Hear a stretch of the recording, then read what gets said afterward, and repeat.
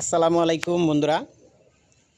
মিরপুরের ঘটনা অনেকে জানে, হয়তো অনেকে জানে না যে আমাদের এক মা মরার পর ঘরের ভিতরে পইচা গন্ধ বার হইতেছিল। ৮ দিন তার সন্তানরা তার খোঁজখবর নেয় নাই, তার মোবাইলে কোনো ফোন আসে নাই। এক ছেলে হলো সরকারি চাকরি, সর্বোচ্চ পোস্ট হলো সচিব, সে সচিব।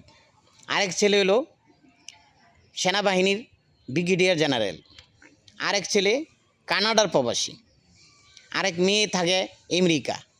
কিন্তু মা কবরের চলে গেছে, সন্তানরা খোঁজখবর নেয় নাই।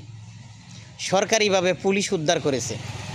বন্ধুরা, কি বলবো যে আমাদের মা বাপ আমাদেরকে লেখাপড়া করায়া সর্বোচ্চ পোস্টে নেওয়ার পর আমরা মা বাপের খোঁজখবরই নেই না।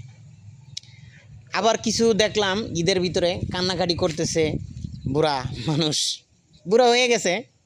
তারা একসময় সচিবালয়ে চাকরি করছে, একসময় খুব ভালো অবস্থানে ছিল, এখন বয়স হয়ে গেছে, তারা বৃদ্ধাশ্রমে আছে।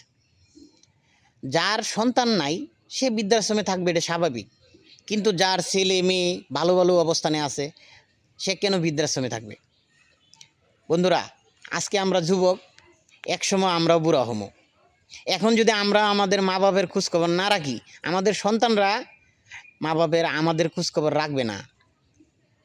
এই জন্য আসেন আমরা মা বাপের খোঁজখবর নেই।